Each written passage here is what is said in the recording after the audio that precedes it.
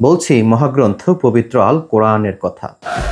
কুরআন প্রাচীন জাদু ছাড়া কিছুই না, এটা সব মুহাম্মদের মনগড়া কথা। শুনেছ এই মরুর পাগল নাকি বলছে মৃত্যুর পর আমরা আবার জীবিত হব। এটা সেই জাহেল জালিমদের কথা যারা এতিম ও অসহায়দের অর্থ আত্মসাৎ করে ভোগ বিলাসিতা করে। আজ থেকে আমিই তার দেখাশোনা করব। আমাকে যদি আমার বাবার রেখে যাওয়া সম্পদ ফিরিয়ে দিতেন। তোর সাহস কিভাবে হয় এই কথা বলার? তোকে বললাম এখান থেকে যেতে, তারপরও তুই বিরক্ত করছিস। অনেক দিন হলো আবু হাকাম ও মোহাম্মদের খেলা দেখি না। এটা সেই ভণ্ড মুনাফিকদের কথা যারা লোক দেখানো নামাজ পড়ে সমাজে গর্ব করে বেড়ায়। দাঁড়াও, আমার বাড়িতে একটা জরুরি কাজ পড়ে গেছে, আমি পরে নামাজ পড়ে নেব, তুমি বরং যাও। ভাই, তুমি নামাজে অবহেলা করছো কেন? তোমার এই ব্যাপারে নবীজি খুব অসন্তুষ্ট। আর মাঝে মধ্যে নামাজ না পড়লে কিছু হয় না। এটা সূরা আল মাউনের কথা।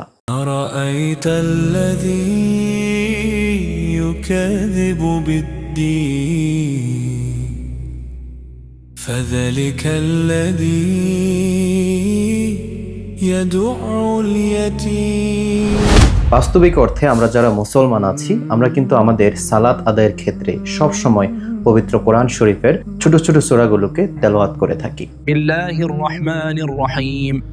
আরাআইতাল আযী ইউকাযযিব। কিন্তু সামান্য একটু কষ্ট করতে অপারগতা দেখাই বলে আমরা কিন্তু এই সূরার অর্থ বুঝি না, যার ফলশ্রুতিতে নামাজে আমাদের মনোযোগ ধরে রাখতে পারি না। ইবনে মাজাহ হাদিস গ্রন্থে রাসূল বলেছেন, যখন তুমি নামাজে দাঁড়াও তখন এমন ভাবে নামাজ পড়ো যেন এটি তোমার শেষ নামাজ। প্রিয় দর্শক, আমাদের আজকের এই এপিসোডটিতে আমরা সূরা আল মাউনকে এমনভাবে জানার চেষ্টা করব যেন এই সূরা আল মাউনের প্রতিটি আয়াত আমাদের সালাত আদায়ের ক্ষেত্রে সালাতে আসক্ত করে রাখে। তো চলুন ভিডিও শুরু করা যাক। বিসমিল্লাহির রহমানির রহিম। সূরা আল মাউন কেন নাজিল হয়েছিল তার উদ্দেশ্য ও প্রেক্ষাপট বুঝতে ভিডিও শুরু করছি নবীজির চাচা, ইসলামের চরম শত্রু আবু জাহেলের একটি নির্মম ঘটনা দিয়ে। আহারে,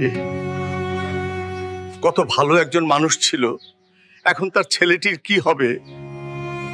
এখন কেউ একজন ছেলেটির এবং তার বাবার রেখে যাওয়া সম্পদের দায়িত্ব নিতে হবে। এতিম ছেলেটিকে আপনিই দেখাশোনা করেন এবং তার বাবার সকল সম্পদ আপনার আমানতে থাকুক।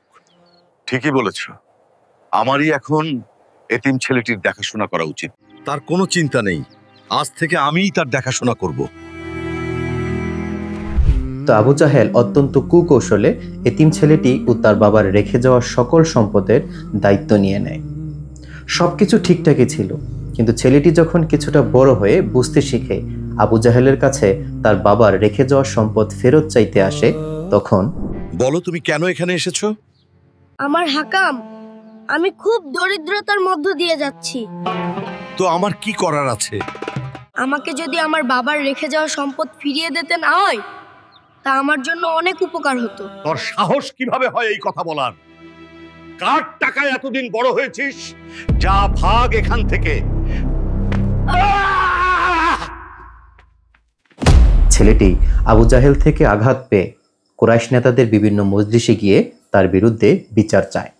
আমি একজন এতিম, আমাকে আমার বাবার রেখে যাওয়া সম্পদ থেকে বঞ্চিত করা হয়েছে। কার এত বড় দুঃসাহস? কে এতিমকে ঠকানোর চেষ্টা করছে? তার নাম বল। জনাব আবু হাকাম, আমি আমার বাবার সম্পদ চাইতে গেলে আমাকে ঘাড় ধাক্কা দিয়ে বের করে দেয়। দুঃখিত, আমি তোমাকে সাহায্য করতে পারছি না, তুমি অন্য কোথাও যাও। সবাই বিচার করতে রাজি হয়, কিন্তু যখনই কেউ বুঝতে পারে অভিযোগটি আবু জাহেলের বিরুদ্ধে যাচ্ছে, তখনই সবাই বিচার করতে নাকচ করে দেয়। শোনো ছেলে, তোমাকে কেউ আবু হাকামের বিরুদ্ধে সাহায্য করতে পারবে না। তুমি বরং আবু হাকামের ভাতিজা মোহাম্মদের কাছে যাও, সে তোমাকে ন্যায় বিচার দিতে পারবে। তুমি তাকে মোহাম্মদের কথা কেন বললে? জনাব, অনেক দিন হলো আবু হাকাম ও মোহাম্মদের খেলা দেখি না। অবশেষে ছেলেটি আর কোনো উপায় না পেয়ে আমাদের প্রিয় নবী হযরত মুহাম্মদ সাল্লাল্লাহু আলাইহি সাল্লামের নিকট শরণাপন্ন হয়। নবী মুহাম্মদ কি ভিতরে আছেন? আমি উনাকে কিছু বলতে চাই। ছেলেটি মহানবীর কাছে তার সকল অভিযোগ তুলে ধরে। প্রিয় নবী যখন জানতে পারলেন তার চাচা কাফের আবু জাহেল এই এতিম ছেলেটির বাবার অর্থ সম্পদ আত্মসাৎ করার চেষ্টা করছে, তিনি অত্যন্ত রেগে ক্ষিপ্ত হয়ে যান। সঙ্গে সঙ্গে ছেলেটিকে নিয়ে আবু জাহেলের বাড়িতে হাজির হন।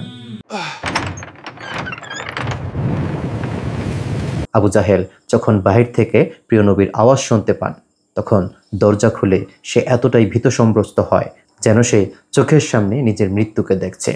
নবীজি আবু জাহেলকে বলা মাত্রই সাথে সাথে আবু জাহেল ছেলেটির সকল অর্থ সম্পদ ফিরিয়ে দিতে রাজি হয়ে যায়। পরে যখন কেউ একজন আবু জাহেলকে জিজ্ঞেস করে, জনাব, আপনি এত সহজে মোহাম্মদের কথা মতো কাজ করলেন, এটা আমাদের বিশ্বাস হচ্ছে না। আমি যখন দরজা খুলে মোহাম্মদকে আমার চোখের সামনে দেখি, আমার কাছে মনে হয়েছে আমি ভয়ঙ্কর কিছু দেখছি।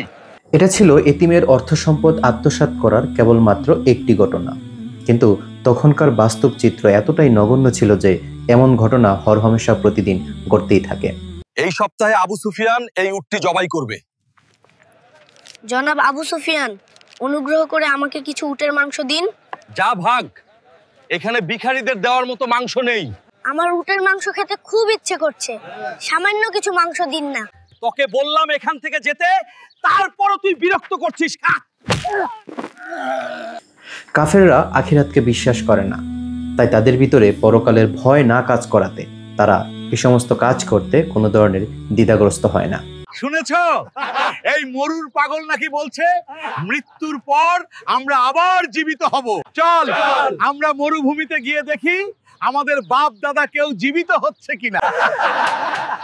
তারা এতটাই নীচ ছিল যে তারা নিজেরা উপকার তো করতই না, বরং অন্য কেউ গরিব দুঃখীদের সাহায্য করতে চাইলে তাদেরকেও উপহাস বিদ্রুপ করত। মূলত এই সমস্ত ঘটনার পরিপ্রেক্ষিতে মহান সৃষ্টিকর্তা তার পবিত্র গ্রন্থ কোরআন শরীফের সূরা আল মাউনের প্রথম 3টি আয়াত নাজিল করে। প্রিয় দর্শক, সূরা আল মাউনের প্রথম 3 আয়াতে মহান সৃষ্টিকর্তা সেই সকল পথভ্রষ্ট কাফেরদের বিরুদ্ধে কি কথা বলেছেন, চলেন সেটা জেনে আসি। বিসমিল্লাহির রহমানির রহিম। আরাআইতাল্লাযী ইউকাযিবু বিদ্দীন। তুমি কি তাকে দেখেছো যে পরকালের প্রতিফলন অস্বীকার করে? এখানে মহান সৃষ্টিকর্তা ওই সকল লোকদের উদ্দেশ্যে বলেছেন যারা আখিরাতকে বিশ্বাস করে না, যারা মুসলমান ধর্মের প্রতি ঈমান আনেনি। ফাযালিকাল্লাযী ইয়াদউল ইয়াতীম। সেই তো যে এতিমকে কঠোরভাবে তাড়িয়ে দেয়। এই আয়াতে মহান সৃষ্টিকর্তা সেই লোকদেরকে বলেছেন যে আখিরাতকে বিশ্বাস করে না, যার ভিতরে ধর্মজ্ঞান নেই, সেই এতিমকে সাহায্য করে না, বরং তাকে অপমান করে সমাজে অন্যায় অবিচার করতেই থাকে। ওয়ালা ইয়াহুদ্দু আলা তাআমিল মিসকিন। এবং দরিদ্রকে আহার করানোর উৎসাহ দেয় না। ধর্মবিমুখ মানুষ নিজেও সাহায্য করে না, অন্যকেও সাহায্য করতে উৎসাহ দেয় না। আল্লাহ এই সমস্ত হৃদয়হীনতাকে প্রচন্ড ঘৃণা করেন। আজান হয়ে গেছে, নবীজি হয়তো অপেক্ষা করছেন, চলো নামাজ পড়ে আসি। তখনও মুসলমান সমাজে মুনাফিক শব্দটির প্রচলন হয়নি। আরবে মুসলমানদের সংখ্যা বৃদ্ধি পাওয়ার সাথে সাথে কিছু লোক প্রকাশ্যে ইসলাম গ্রহণ করলেও অন্তরে তারা ইসলামকে ধারণ করত না। দাঁড়াও, আমার বাড়িতে একটা জরুরি কাজ পড়ে গেছে, আমি পরে নামাজ পড়ে নেব, তুমি বরং যাও। ভাই, তুমি নামাজে অবহেলা করছো কেন? তোমার এই ব্যাপারে নবীজি খুব অসন্তুষ্ট। আরে কাজের ব্যস্ততায় নামাজের কথা ভুলে যাই, আর মাঝে মধ্যে নামাজ না পড়লে কিছু হয় না। তারা নামাজ পড়তে চাইতো না। নামাজ পড়লেও তা আল্লাহর ভয়ে নয়, বরং লোক চক্ষুর ভয়ে বা মানুষকে দেখানোর জন্য নামাজ আদায় করত। তাদের ভিতরে আখিরাতের সামান্যটুকু ভয়ও কাজ করত না। শুধু তাই নয়, তারা নিজেদের ভেতরে এতটাই কৃপণতা লালন করত যে সামান্য ছোট ছোট জিনিসগুলো দিয়েও তারা মানুষদেরকে সাহায্য করতে চাইতো না। এ সকল ভণ্ড মুসলমানদের, যাদের বাহিরে এক কিন্তু ভেতর থেকে সম্পূর্ণ তার ভিন্ন, তাদেরকেই আমাদের প্রিয় নবী সর্বপ্রথম মুনাফিক নামে অভিহিত করেন এবং সেই থেকেই কিন্তু মুনাফিক শব্দের প্রচলন শুরু হয়। প্রিয় দর্শক, সূরা আল মাউনের শেষ 4টি আয়াতে এই সকল ভণ্ড মুনাফিক মুসলিমদের অবস্থান স্পষ্ট করার জন্যই এই আয়াতগুলো নাজিল হয়েছে। চলুন এই আয়াতগুলোতে মহান সৃষ্টিকর্তা সে সকল ভণ্ড মুনাফিকদের উদ্দেশ্যে কি সতর্কবার্তা দিয়েছেন তা জেনে আসি। فويل للمصلين অতএব দুর্ভোগ তাদের জন্য যারা নামাজ পড়ে। হয়তো ভাবছেন যারা নামাজ পড়ছে তাদের উপর আবার কিসের দুর্ভোগ। চলুন পরের লাইনটা জেনে আসি। الذين هم عن صلاتهم ساهون যারা তাদের নামাজের প্রতি উদাসীন। অতএব দুর্ভোগ তাদের জন্য যারা নামাজ পড়ে কিন্তু নামাজের প্রতি তাদের উদাসীনতা কাজ করে, নামাজকে ভেতর থেকে প্রায়োরিটি দেয় না। الذين هم يراءون যারা লোক দেখানোর জন্য কাজ করে। এই আয়াতে ওই সকল ভণ্ড মুনাফিকদের মুখোশ উন্মোচন করা হয়েছে যারা ভেতর থেকে রিয়া ধারণ করে, অর্থাৎ যারা লোক দেখানোর জন্য ধর্মকর্ম লালন করে কিন্তু ভিতর থেকে আখিরাতকে ভয় করে কিংবা সৃষ্টিকর্তার ভয়ে তারা এই কাজ করে না, যার কারণে এমন কাজ মহান আল্লাহর কাছে কোনো মূল্যই রাখে না। ويمنعون الماعون ويمنعون الماعون এবং তারা সামান্য সাহায্যও বঞ্চিত করে। আল মাউন মানে ছোটখাটো সাহায্য করা।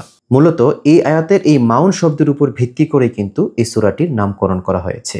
অতএব ওই সকল ভণ্ড মুনাফিক মুসলমান যারা আছে, যারা কপটচারী, ভেতরে এক বাহিরে আরেক, তারা নিজেদের ভেতরে এতটাই কৃপণতা লালন করে যে সামান্য ছোটখাটো জিনিস যেমন পানি, কাপড়, থালা বাসন ইত্যাদি এই সকল জিনিস দিয়েও সাহায্য করতে চায় না। প্রিয় মুসলমান বায়ু বন্ধুগণ, এই মুনাফিকদের বিষয়ে আমাদের রাসূল সাল্লাল্লাহু আলাইহি সাল্লামের একটি প্রসিদ্ধ হাদিস গ্রন্থ রয়েছে। চলুন সে হাদিসটিতে এই ভণ্ড মুনাফিকদের কি বলেছেন তা একটু জেনে আসি। ওটা মুনাফিকদের সালাত, ওটা মুনাফিকদের সালাত, ওটা মুনাফিকদের সালাত। সে বসে বসে সূর্যের জন্য অপেক্ষা করতে থাকে। অতঃপর সূর্য যখন শয়তানের দুইটা সিংহের মাঝামাঝি অবস্থানে আসে তখন সে দাঁড়িয়ে 4টি ঠোকর দেয়। সে খুব অল্প সময়ের জন্য তার সৃষ্টিকর্তাকে স্মরণ করে থাকে। এইখানে শয়তানের সিংহের মধ্যবর্তী অবস্থান বলতে বোঝানো হয়েছে সূর্যাস্তের সময়কে। অতএব যারা মুনাফিক, যারা লোক দেখানোর জন্য সালাত আদায় করে, যাদের ভেতরে আল্লাহর ভয় কাজ করে না, আখিরাতের ভয় কাজ করে না, তারা শুধু নামাজ আদায়ের জন্য শেষ সময়টুকুকে বেছে নেয় এবং সেই নামাজটুকু অত্যন্ত দ্রুতগতিতে সম্পন্ন করে থাকে। প্রিয় দর্শক, হয়তো আপনারা ইতিমধ্যে বুঝতে পেরেছেন সূরা আল মাউনের যে 7টি আয়াত রয়েছে, এই 7টি আয়াতের মধ্যে প্রথম 3টি আয়াত সেই সকল জালিম কাফেরদের বিরুদ্ধে ছিল, যারা আখিরাতকে ভয় করত না, যাদের ভিতরে ঈমান ছিল না, তাদের উদ্দেশ্যে। আর সূরা আল মাউনের শেষ 4টি আয়াত ছিল সেই সকল ভণ্ড মুনাফিকদের উদ্দেশ্যে, যারা নিজেদেরকে বাহির থেকে মুসলমান দাবি করলেও তাদের কাজে কর্মে কিন্তু মুসলমানের বৈশিষ্ট্য প্রকাশ পেত না। আমাদের আজকের এই ভিডিওটি ছিল এই পর্যন্ত। আশা করছি ভিডিওটি আপনাদের ভালো লেগেছে। যদি ভিডিও ভালো লেগে থাকে তাহলে আমাদের চ্যানেলটি সাবস্ক্রাইব করে পাশে থাকার জন্য অনুরোধ জানিয়ে আজকের মতো এখানেই বিদায় নিচ্ছি। আল্লাহ হাফেজ।